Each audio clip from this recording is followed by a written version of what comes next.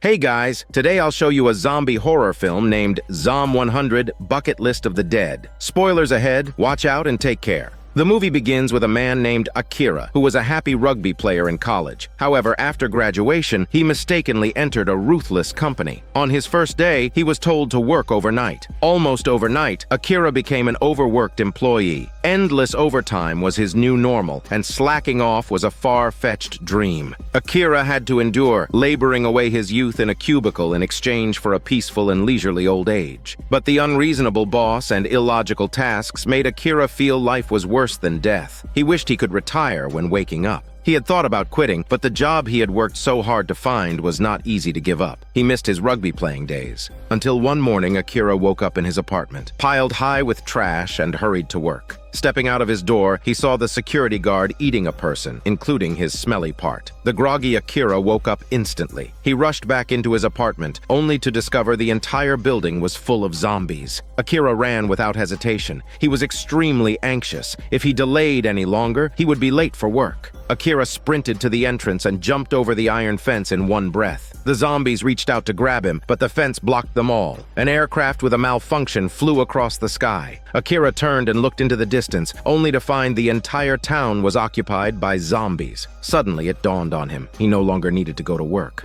Akira cheerfully spun in place. He hadn't had a long vacation in a whole year, and now he had plenty of time for himself. However, Akira was somewhat worried about his colleague from his company. The only thing that made him happy at work was being able to see his colleague every day. He planned to check on her at her house. Akira put on his headphones, hopped on his bike, and energetically started his new day. Only when he casually looked back did he realize a large group of zombies was following him. It took Akira a while to reach the colleague's front door. He rang the doorbell, but there was no response. The apartment door wasn't even locked. Treading cautiously, Akira pushed the door open, only to find a mess inside. The colleague suddenly grabbed his leg, pointing shakily behind him. Their boss was there in the colleague's apartment and turned into a zombie. Without time to think, Akira rushed out, pulling off the boss's wig in the process. The bald boss pushed Akira away, but he didn't give up. After all, he was a former star rugby player. Remembering his days on the field, he pushed the boss's bald head against the wall. The colleague immediately stepped in to help. Just then, Akira noticed the couple's photograph on the floor and realized the smelly relationship between his boss and his colleague. Suddenly, the colleague collapsed, convulsing as her wound started to spread the infection. She turned into a zombie right in front of Akira. In the blink of an eye, she lunged at him. Akira used a pillow to muffle her stinky mouth and pushed her heavy body aside, tearfully confessing his hormone feelings to her. But it was too late. She was a zombie now. Akira had no choice but to rush home. As he climbed the pipes to his upstairs apartment, he noticed the neighbors below had been attacked. He remembered the woman was pregnant. One disaster after another made him fearful. He wondered if he might wake up as a zombie one day. The optimistic Akira decided to make a bucket list and fulfill all his wishes before becoming a zombie. As he made the list, he felt a sense of joy. He wanted to clean his room, camp on the rooftop, relax in a hot spring, have a drink with a beautiful air hostess, and shop without worrying about prices. The next day, he started ticking items off his list one by one. He cleaned his room, went on a shopping spree, and even spray-painted a self-portrait on a building. Although he kept running into zombies, Akira managed to fulfill one wish after another. He spent 5 blissful days like this and was now camping on the rooftop, grilling prime steak. Unfortunately, he ran out of seasoning. Unwilling to eat the steak without seasoning, Akira risked going down to the convenience store to gather some. At the store, he was attacked by a person in a helmet. The stranger wasn't sure if Akira had been bitten and only removed their helmet once they were certain he was human. To Akira's surprise, the person was a beautiful girl. Before he had time to react, cries for help came from the street. A man was surrounded by zombies. The girl knocked them off with her helmet and took out a stick to finish them off. She picked up her shopping basket and prepared to leave, not wanting to attract more zombies with the noise. Akira wanted to thank her, but the girl said she hadn't intervened to help the man. She was merely protecting herself. She warned Akira to mind his business if he wanted to survive the apocalypse. Though it may seem so, Akira is worried about his friend Kiro. Despite having a massive argument recently that nearly severed their friendship, they've been friends since their days on the rugby field. Unable to suppress his concern, Akira couldn't resist calling Chiro, relieved to find him still alive. However, Kiro was in a rather awkward situation. As a host at a nightlife establishment, he was entertaining a client at a hotel when the zombie outbreak occurred. The client was now hanging by the wall, dead as shit, and the hotel was surrounded by zombies. Akira decided to lend Kiro a hand. He put on his rugby gear, hopped on a Tesla motorcycle he found en route, and set off. Zombies were attracted to him like flies to meat, but luckily the motorcycle had plenty of power and the zombies couldn't trap Akira. After a long ride, he finally found the nightlife establishment. The hustle and bustle of the street was replaced by hordes of zombies. Akira tossed out a loudspeaker he had in his hand to divert the attention of a portion of the zombies. Then, he took a deep breath and rushed into an alley. He tried to recall his rugby techniques as he found dodging zombie attacks was somewhat similar to dealing with rugby players. He broke through the encirclement and entered the establishment where Kiro was. The two friends were on the verge of breaking down. Their top priority was to escape. They made their way through the emergency exit and left the club. Kiro found a random restaurant, emptied all the ingredients, and cooked a big meal for Akira as a token of gratitude for his daring rescue. After a hearty meal and some drinks, they sat in the chairs to digest their food. Kiro was looking at Akira's bucket list, which only had 12 items so far. Coming up with 100 wishes on the spot was indeed challenging. Kiro couldn't help but marvel that it might be folks like him who end up saving the world. As if inspired by these words, Akira remembered his childhood wish to become a superhero who saves the world.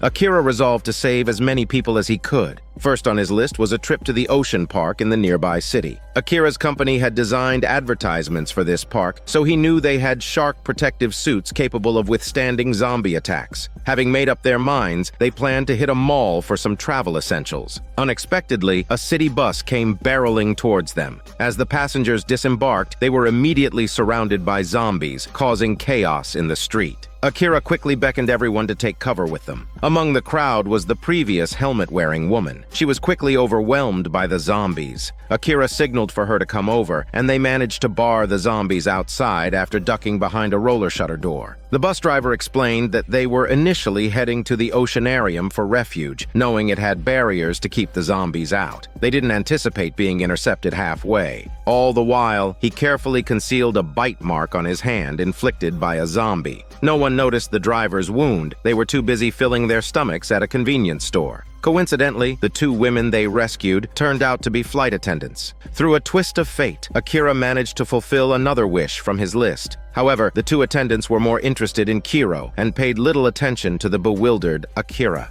The helmet-wearing woman noticed Akira's palm injury. Thankfully, it was a regular scratch and not infected. She bandaged his hand with gauze. In the midst of their conversation, the bus driver suddenly rose, fully transformed into a zombie. Everyone held their breath and crouched low to slip away. The driver, now only able to identify direction by sound, was drawn to the laughter of Kiro and the girls. Without a second thought, he pounced on one of the flight attendants. Kiro, mistaking the driver for a pervert, rushed forward to pull him off. But then the driver lunged at the other attendant, and Kiro realized he had turned into a pervert zombie. Akira heard his friend's call for help and wanted to assist, but the helmet-wearing woman chose self-preservation, deciding to go her separate way. Left with no other choice, Akira set off to rescue Kiro on his own. At that moment, Kiro was playing a deadly game of hide-and-seek with the zombie bus driver, hiding behind the shelves, unable to make a sound. Just as he was about to be discovered, a sudden burst of song echoed from afar. Because of this, Kiro narrowly avoided calamity. The daring individual who had started the music was none other than the helmet-wearing woman, whose name was Shizuka. She was a medical student and had a tough exterior but a soft heart. The music was like a magnet for the zombies, drawing them towards the source. Shizuka found herself unable to unlock the roller shutter door. Just as she was about to be overrun by the zombies, Akira and Kiro came to the rescue. They lit fireworks to distract the zombies, successfully escaping the store with the woman in tow. The three of them took refuge in a camper van and left the small town behind, along with all the zombies. Shizuka originally didn't want to travel with them, but she didn't have a driver's license and had no other means of transportation.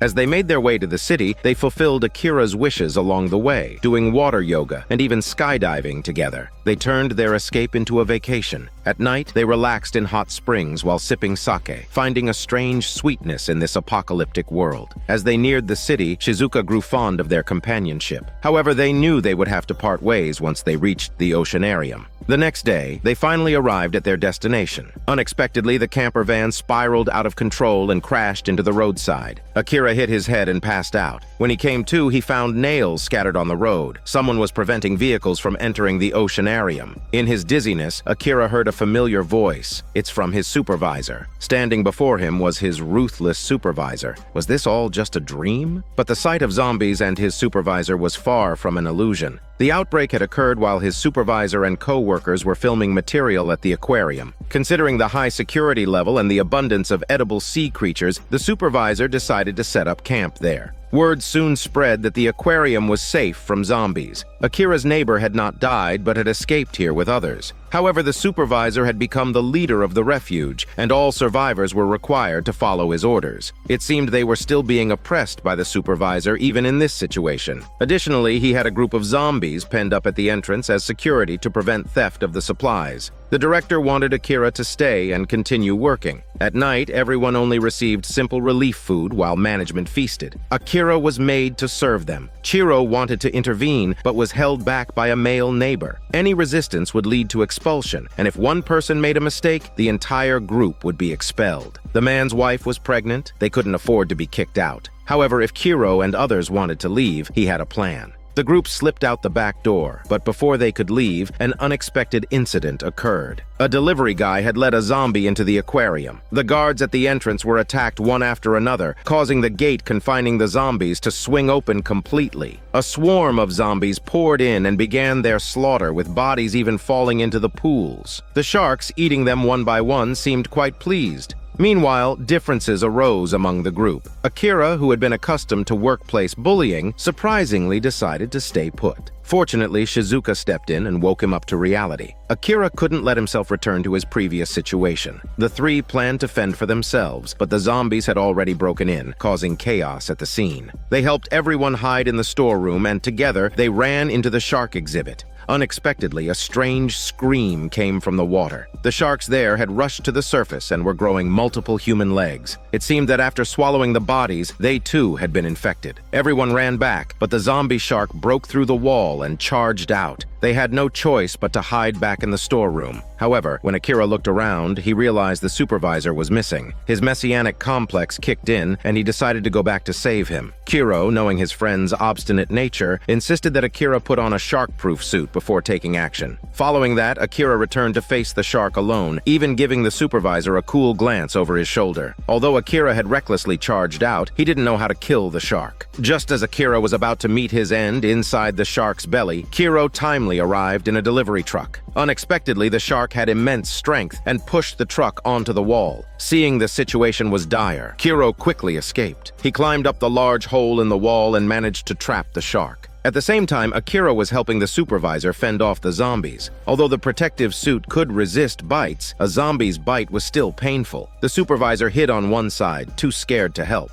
In the end, Shizuka came to the rescue. She held a large loudspeaker, spinning and jumping in a comical manner through the crowd of zombies, leading them all to the edge of the pool. Shizuka tossed her hands, and the two loudspeakers perfectly landed on the artificial mountain. The supervisor saw that all the zombies were dead, so he stepped out to rant, only to be sent flying by the shark in the next second. Akira wanted to check on the supervisor's condition, but the shark chased after him. He grabbed a wooden stick to hold the shark's mouth shut. The shark struggled fiercely, tossing Akira around. At the critical moment, Shizuka came up with a solution. She disassembled the battery from her flashlight and tied them together. The shark's head had a sensitive sensory system, and Akira's steel wire protective suit could conduct electricity. If they could use the battery to shock the shark's nose, they might be able to defeat it. At this moment, the shark sent a cabinet flying, which happened to hit Shizuka's leg. Unable to move, she could only relay the plan to Akira. A second later, he too was sent flying by the shark. Seeing this, Kiro quickly drew the shark's attention, intending to throw the battery to Akira. This wasn't an easy task for Kiro. Back then, it was his botched pass that cost their team the championship. This time, Kiro was determined not to let Akira down again. He leaped and threw the battery in a perfect arc, successfully landing it in Akira's hands. Seeing Kiro injured, Akira gripped the battery tighter. He was determined to defeat the zombie shark. Fortunately, the plan worked, and Kiro wasn't severely injured. Although the zombies weren't completely eradicated, everyone gained the courage to resist the supervisor. They gathered their belongings, loaded them onto the truck, and set off to pursue the life they desired. No matter how terrifying the zombies were, it was still better than staying and being exploited by the heartless supervisor. Akira plucked up the courage to resign from his supervisor. He planned to embark on an island tour with Kiro and Shizuka. 100 wishes were too many, but the three of them together could definitely fill up the list.